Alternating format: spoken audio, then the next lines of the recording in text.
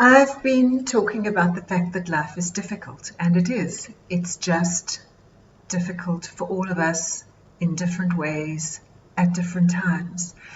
And being able to deal with the fact that life is difficult requires that we have a certain amount of resilience. And in my previous article, I talked about what resilience is and what it enables you to do. In this article, I'm going to talk about how do you develop resilience. I always think of resilience as being a bit like a parachute, in the sense that you better have it when you need it, because if you don't have it, then it's too late to acquire it. So let's just run back over what resilience enables you to do. Firstly, it enables you to cope well with high levels of ongoing disruptive change. It enables you to sustain good health and good energy even when you're under relentless pressure. It makes it possible for you to bounce back quickly after setbacks. It enables you to overcome adversity, and it makes it possible for you to change to a new way of living and working when the old ways are no longer possible. And you can do all of that without behaving in dysfunctional or harmful ways. So that's what it makes possible. Now I want to talk to you about how you develop it. And let's be clear.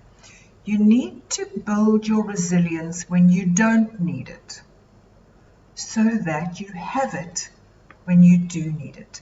And that's about having healthy mental and physical habits. And let's talk about what some of those habits are.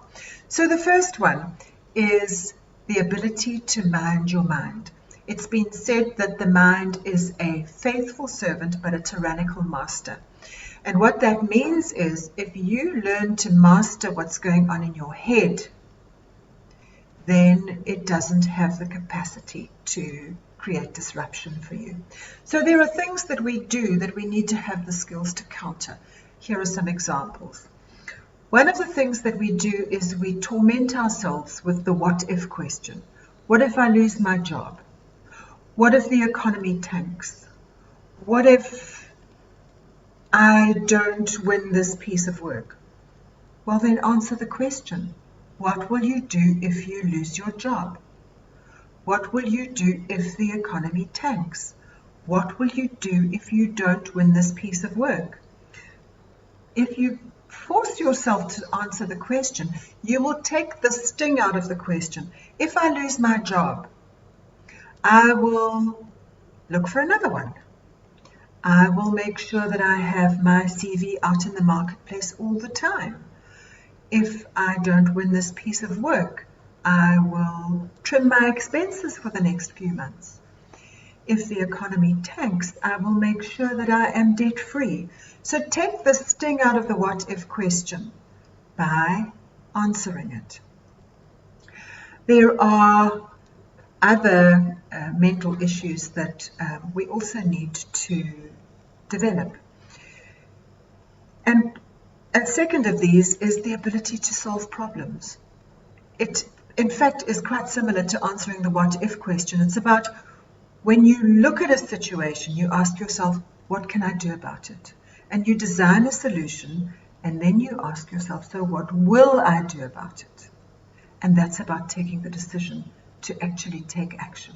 So minding your mind and developing the habit of solving problems rather than staying in the problem or tormenting yourself with your thoughts, those are two of the mental habits that you can develop. On the personal front, friendships are important. Personal and work friendships are a buffer. They enable you to have a safe space where you can talk or not talk. Sometimes you just want to be. But there is enormous buffering that happens when you have friendships. You have people who can offer you a different perspective. You have a place where you can go and have a good moan if you need to, and then get back on the work treadmill. But friendships are really important. And when you need them, you better have them. So let's talk about exercise and physical health. Too many people tell me that they will get back to the gym when this hump is over. The hump being the work crisis, the busyness, the whatever. We all know that we're fooling ourselves when we say that. Number one, generally the hump is never over. It's just replaced by another hump. And number two, it is the benefits of physical exercise that enable you to weather the hump. The most resilient people include exercise amongst their priorities. They don't make time for it. They don't find time for it. It is in their schedule because it is one of their priorities. You have the hormonal benefits, which are fairly short-lived, of exercise in the sense of the release of endorphins into your body, but you have the longer term benefits in terms of your body being strong, in terms of having endurance, in terms of being able to weather prolonged stress. So don't fool yourself. Exercise as a lifelong habit or discipline has enormous buffering effects. And then the last aspect that I want to talk about that supports resilience is having the habit of watching what you eat and drink.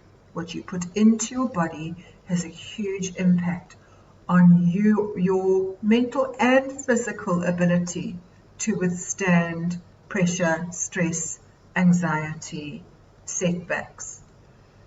And it's very tempting when the pressure is on to comfort eat. And it gives you a momentary sense of satisfaction. But they are empty calories, they don't give you energy, and very often all they do is feed your sense of anxiety and depression. So I'll go back to the point that I was making is resilience is like a parachute. You better have one when you need one. And so developing the habits when life is not chaotic, to mind your mind, to solve problems, to invest in your friendships, to be physically active, to eat healthily. All of those will provide you with your parachute when things get really difficult.